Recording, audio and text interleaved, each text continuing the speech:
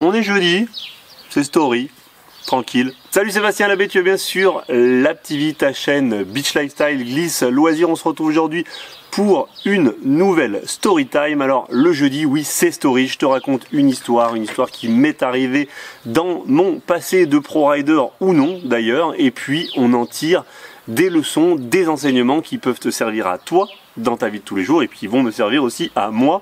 Et ben ouais, parce que j'en ai tiré des leçons forcément. Si t'es nouveau, n'hésite pas à cliquer juste en dessous sur le petit like en dessous de la vidéo et sur le bouton s'abonner, la petite cloche qui est juste à côté. Et puis je t'informe que tu peux vaquer à tes occupations pendant cette vidéo et la regarder sous forme de podcast, écouter l'histoire et faire autre chose en même temps. C'est possible si tu veux me regarder te raconter l'histoire, il n'y a aucun souci. On est bien, on est sous la pluie, il fait frais, mais ça fait du bien. Alors l'histoire d'aujourd'hui, elle est liée à la météo. Comme je le disais, je suis sous la pluie, il fait un petit peu frais, il fait pas forcément beau aujourd'hui. Et la Météo France nous annonce une tempête demain sur le golfe du Lion, avec des vents qui vont atteindre 50 nœuds, donc plus de 100 km/h de sud, des creux de vagues de 2,50 m à 3 mètres, et puis un petit peu de pluie, une tempête donc bien dodue qui s'annonce. Et ça m'a rappelé cette histoire, la fois où je me suis retrouvé par surprise en pleine tempête et en plus pas tout seul avec mes deux premiers clients kitesurf en tant que moniteur kitesurf. J'ai bien dit les deux premiers, c'est-à-dire que j'en avais jamais eu avant. C'était le premier cours de kite que je faisais et on s'est pris une tempête. Je vous raconte tout ça maintenant.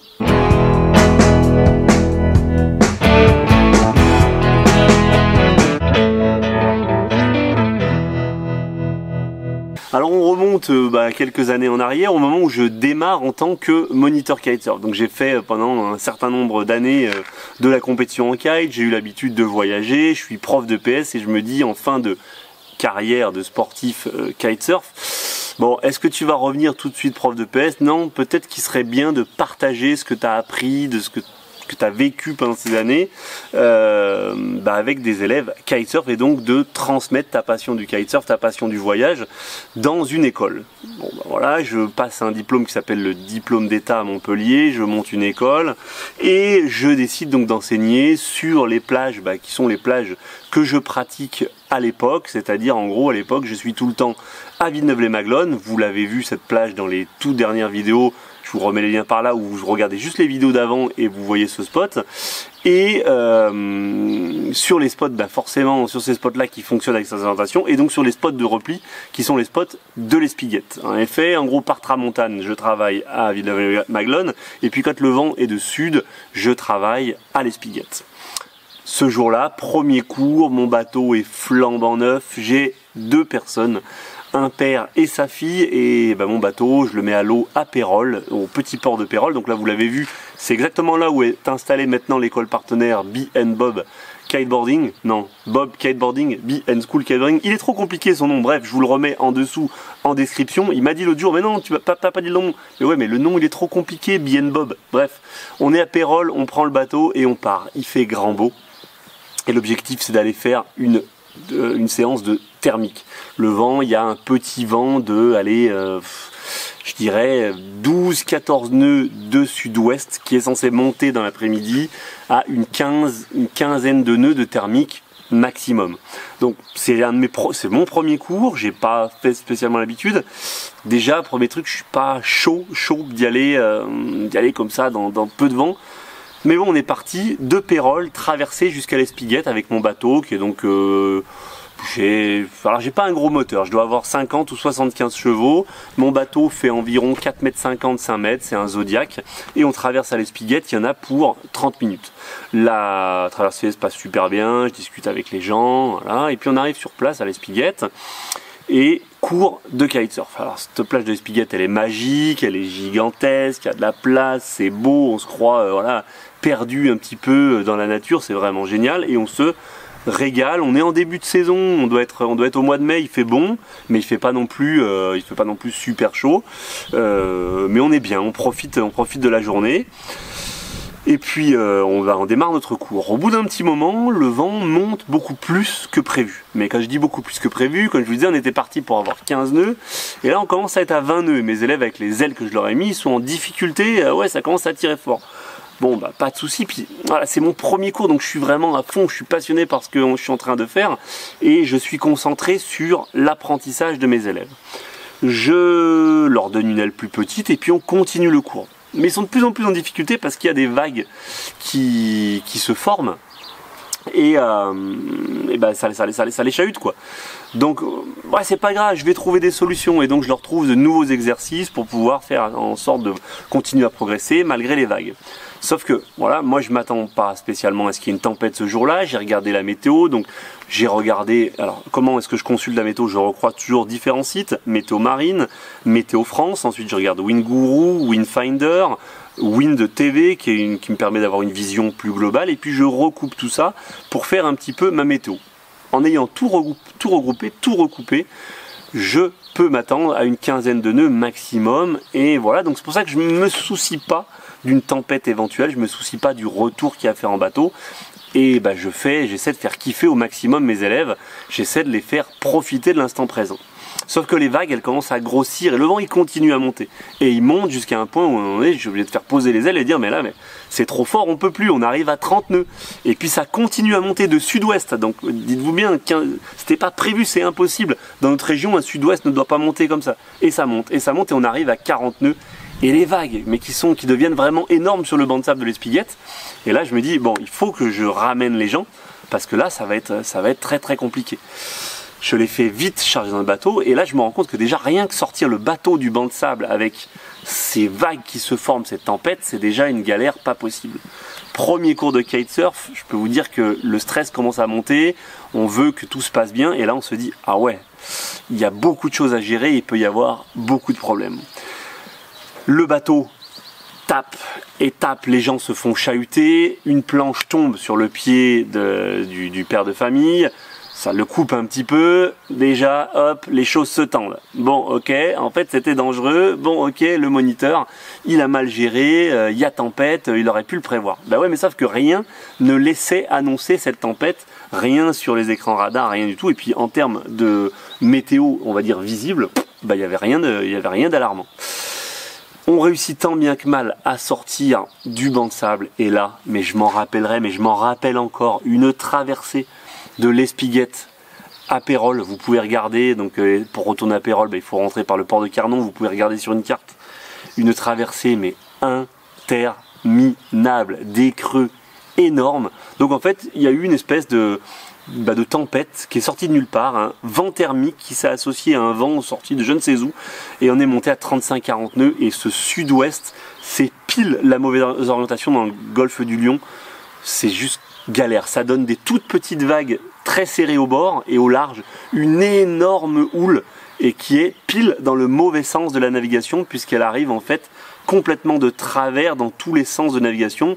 Il y a impossibilité de longer le bord, donc une galère pas possible. Me voilà lancé avec mon Zodiac avec les deux personnes dans des creux incroyables. Et en gros, je suis obligé de mettre le moteur, couper le moteur. Mettre le moteur, enfin mettre les gaz, couper les gaz, tellement ça monte, ça descend, ça monte, ça descend. Voilà que la première personne vomit par-dessus bord. Ok. Premier cours de kite, là il commence à y avoir la pression. Le gars s'est ouvert le pied parce que le bateau se fait taper dans les vagues et maintenant il vomit par-dessus bord. Alors je suis là en train d'essayer de faire des blagues. Ouais non mais dis donc, surprenant, hein, comme quoi il faut se méfier de la mer, hein, vraiment surprenant. Et on prend des vagues et des vagues. Deuxième personne qui vomit, j'essaye toujours. Ah vous avez pas le pied marin, vous êtes d'où? J'essaie de faire 2-3 vannes. Bon, manque de bol, ils sont de Montpellier, ils ont l'habitude, ils ont le pied marin. Sauf que là, vraiment, on se fait chahuter. Et il y a un mélange d'angoisse, de peur et puis de mal de mer. Je continue mon pilotage et c'est moi qui vomis par-dessus bord. Eh bien oui, c'est moi qui vomis par-dessus bord. Et pareil, mélange de stress, de mal de mer. Vraiment, on se fait chahuter. Il nous aura fallu 2h20. J'ai bien dit 2h20 pour un trajet qu'on a fait en 30 minutes à l'aller. 2h20 pour rejoindre le port de Carnon et retourner à Pérols. Il a fallu que je fasse une espèce de longe côte. Je partais l'Espiguette, je retournais me mettre un peu à l'abri vers la Grande Motte, je retournais un peu au large, je me retournais. 2h20 pour rentrer. On est arrivé au port, pas un bruit silence complet. Je n'avais plus de jambes parce que j'étais obligé de piloter le bateau debout tellement ce j'étais. Je pouvais pas être assis, donc j'étais debout, cramponné. Les élèves étaient accrochés au bord, les bras carbonisés à force de s'accrocher. On était blanc, voire gris, voire je ne sais pas de quelle couleur. Donc bon, j'ai réussi une fois le pied à terre à on va dire, détendre l'atmosphère, même si c'était vraiment tendu. Et ben, je les ai pas revus. Je les ai pas revus, c'était mon premier cours de kite. Ils sont partis, ils m'ont remercié quand même. Et puis ben, je les ai jamais revus. C'était le premier cours de kite. Après, j'ai changé totalement ma méthode de fonctionnement, j'ai changé totalement les endroits sur lesquels j'allais, donc ça, bah, au moins c'était une première expérience, mais c'est pas pour ça que je vous faisais ce vidéo. Ce qui m'importe là-dedans, c'est l'effet tempête, l'effet élément. Méfiez-vous. Prenez le temps de vérifier les conditions météo. Donc là, bah, c'était pas de bol, c'était une tempête. Mais c'est pour ça, cette vidéo est vraiment là pour vous souligner le fait que vous faites un sport qui est lié à la nature et que plus vous êtes prudent, mieux c'est. Prenez un maximum de précautions. Ça ne veut pas dire que c'est risque zéro, mais ça veut dire que ça vous garantit quand même un petit peu plus de marge. Donc checkez la météo comme d'habitude, comme je dis souvent, prévenez quelqu'un en amont. Pensez justement à et si une tempête arrivait, est-ce qu'en allant là je me mets pas en difficulté, etc. Et ça m'amène à un point précis là que je voulais citer dans cette story. Je vous ai parlé là dans les dernières vidéos du risque du vent offshore et de la prise de risque que je faisais en naviguant par vent offshore, en étant enfin pas en bon état de forme, etc. Et ça m'a rappelé un truc, c'est qu'au-delà de ça, en plus de ça, je suis hors la loi et tu es peut-être certainement hors la loi en ce moment. Depuis l'été dernier, il y a quelque chose qui est sorti qui demande de marquer tout ton matériel. Ton aile doit être marquée avec ton nom, prénom, numéro de téléphone, voire email. Ta planche doit être marquée avec ça. C'est obligatoire. Ça permet, en cas de justement, si tu avais un problème que tu partais en mer, de pouvoir identifier la personne. Imagine, tu largues tout ton matériel part au large, et on ne te retrouve pas au bout, toi tu es rentré à la nage. Eh bien au moins avec les coordonnées, on peut tout de suite savoir si, ok, la personne elle est rentrée, elle est safe, en téléphonant au numéro de contact, ou s'il faut faire des recherches. Et ça, c'est hyper important parce qu'il y a avant, quand la SNSM par exemple trouvait du matériel abandonné, et la première chose qu'ils avaient à faire, c'est se dire mais est-ce qu'il y a quelqu'un qui est à l'eau? Là maintenant, si tu respectes la loi, ils trouvent ton matériel, ils trouvent le numéro, ils peuvent déjà contacter et essayer de voir si tu es revenu à terre ou pas. Donc, si comme moi, tu es un hors-la-loi en ce moment, prends le temps de coller cette étiquette. Donc tu prends, je sais pas, tu peux prendre du spi autocollant sur lequel tu vas écrire au marqueur, tu peux prendre une étiquette autocollante. La FFVL fait des étiquettes spéciales, la FFV fait des étiquettes spéciales. Tu peux faire ça aussi sur une petite étiquette que tu vas coudre, tu peux l'attacher où tu veux, mais il faut que tu identifies ton matériel. Je l'ai pas fait, je l'avais pas fait jusqu'à maintenant. La petite épisode là en offshore où je me suis rendu compte que vraiment je manquais d'entraînement, je manquais de conditions physiques, m'a rappelé ça et je me suis dit ok, là la prochaine fois avant de passer à l'eau déjà tu te mets aux normes au niveau du matériel. Voilà, c'était le petit truc que je voulais discuter avec vous via cette vidéo. Alors pour les cours, pour ceux qui ne le savent pas, j'ai arrêté les cours collectifs tels qu'ils existaient. L'école maintenant LAB n'existe plus et je ne donne plus que des cours particuliers en tant que Bastien LAB. Tout est en train de se mettre en place. Je sais que vous êtes nombreux à m'avoir demandé des cours particuliers, etc. Je vous donne les infos très bientôt, sachant que l'objectif c'est de limiter au maximum pour moi le nombre de personnes que je prends en cours, pour une histoire de confort pour vous, histoire de pouvoir passer du temps avec vous, mais aussi pour une histoire de confort par rapport à cette chaîne, pour avoir le temps de faire des vidéos, de monter des vidéos et de mener à bien tous les projets LAB 2020-2021 que je veux faire depuis des années et que je ne pouvais pas faire, que je vais faire cette année. Voilà, et écoutez, il se met à pleuvoir de plus en plus fort, donc on se retrouve demain certainement dans la tempête. Je ferai certainement un petit live au bord de l'eau dans la tempête sur la plage. Là il se met vraiment à pleuvoir fort, donc je vous dis malgré tout, life is a beach, on se prend pas la tête et on en profite. À très bientôt, ciao, bonne soirée, bye bye.